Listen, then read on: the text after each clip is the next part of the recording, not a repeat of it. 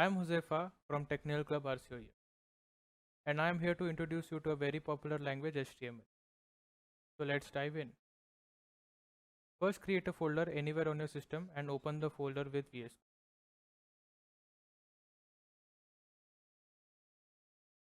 So, okay, so before I begin, I recommend you all to watch the previous video where my friend Shivam tells about how to set up VS Code for web development. Now to start with, I will first create a HTML file name index.html.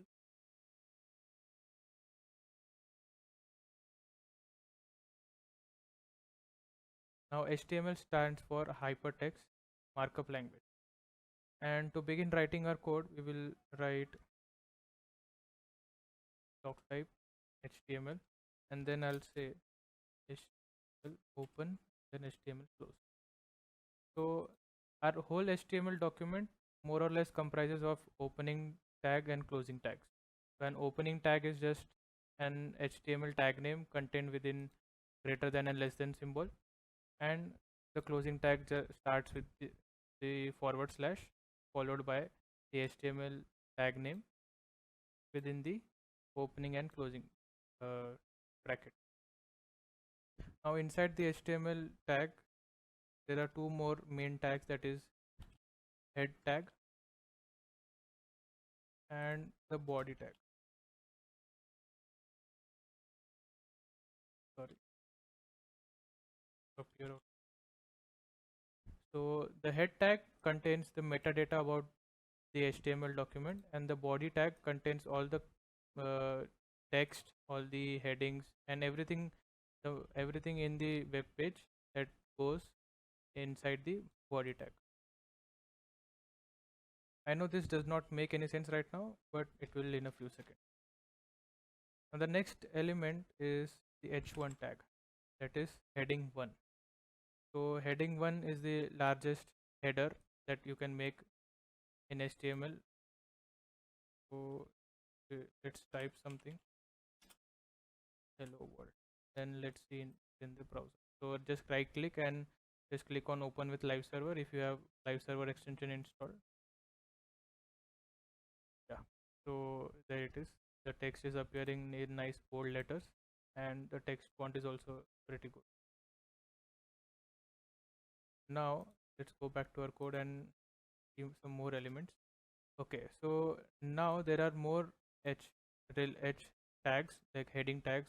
It ranges from h1 to h6. So as you go down, like h2, h3, h4, h5, h6, the font size decreases and you can make smaller heading. The next tag is p tag, that is the paragraph tag. So I'll just type text.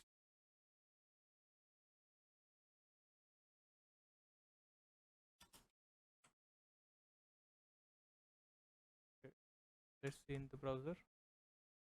Yeah, so that's how p tag works. It just renders it text as it is, no text formatting.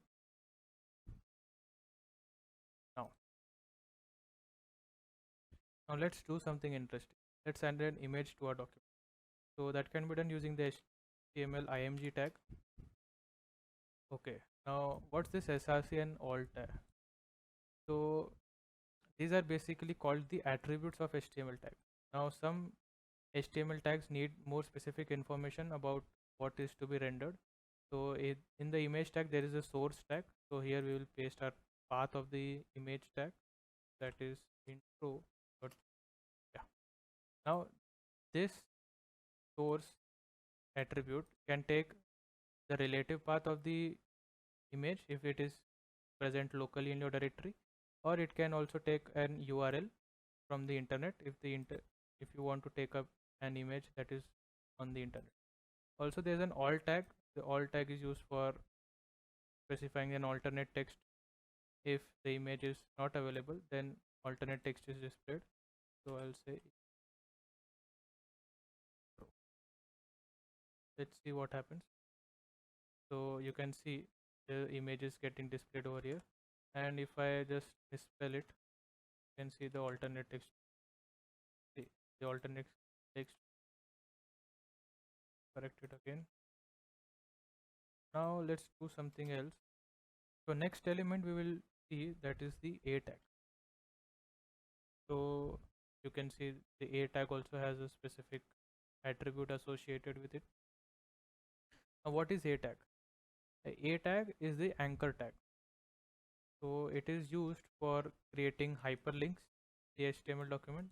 Hyperlink is just a link to another web page on the internet, or you can also link another sections in the same document just for scrolling.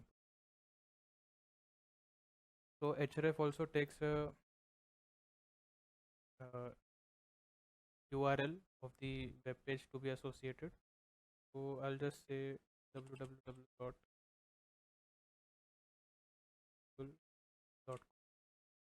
Now let's see if that works. So yeah, it is not displaying anything because I have not specified any text for the link. So in this a tag, I'll just .com. Now google.com is being displayed over here. So if I click this, what happens? Oops, it shows an error that it cannot get google.com. That's why, that's because I have not specified the complete path with the protocol also. So http slash forward that back, click on this.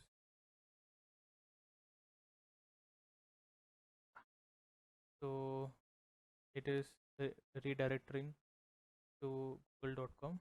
That's good. So that is what is a tag. Now a tag, it has a specific tree style attached to it. So that is, it is first when we visited it was in light blue color. That's the default color of the link and it is underlined. And once we visited this link, it is in somewhat purple color. So that also can be changed with CSS, and we'll look about CSS in the upcoming lecture. So these are just some basic HTML tags mostly used in every other web page. Now there are a few more tags which helps us structure our code and organize stuff properly. So there's a tag called division tag.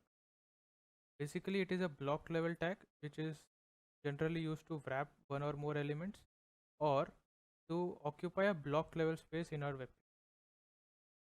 Let me show you how it works. So type div,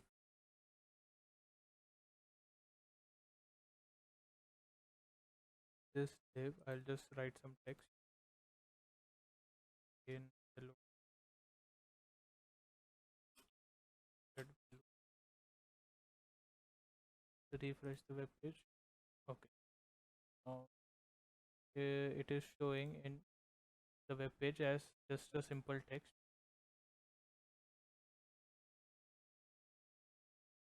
As I said, this just occupies whatever uh, the content you provide inside the div element, that much of rectangular space or block level space it occupies in the document.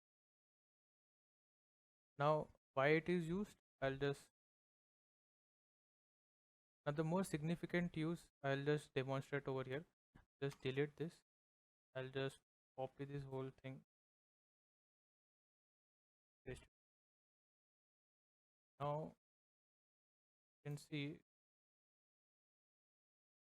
this div is acting like a wrapper.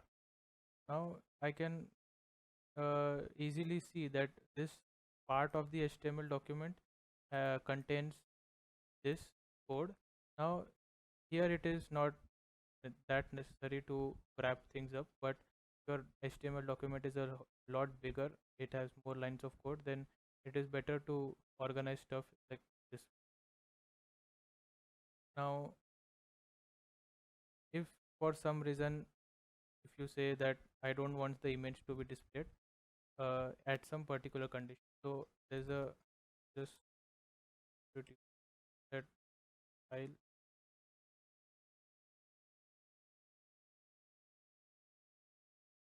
What this is doing is, this is just inserting some inline CSS. So if you look at our HTML document, the image is gone. So if I want that all the elements in this div to not display at this point, so I won't add style to every element. I can do that, but that is just a tedious job. That is why the wrapper comes in handy. So if I just paste those that style over here, you see the whole content is gone, it is not displaying. So that's where the wrapping concept and so there are more similar tags such as div, like there is section, there is header, there is footer. So by the name you can easily guess the header must be the navigation bar, or it might constitute a navigation bar, and the footer is the bottom area in the web page where more relevant information such as copyright information and some other useful links are mentioned in most of the websites. So these tags were introduced in latest version of the HTML, that is HTML5, and this in fact this uh, HTML document is created in HTML5. This line, this doc type HTML document also suggests the browser that this HTML file is of HTML. So basically these new elements were created just to enhance the readability of the code. So anywhere if you see a header tag or a footer tag, you easily can guess that this part of the web page defines the footer of this web page. This part defines the header of the web page. So as of now, the web page is very ugly. Like there's some tag text here and there, and then this big image. So we'll structure it more in a proper way by applying some CSS. In the coming videos, we'll make it a lot better. So stay tuned.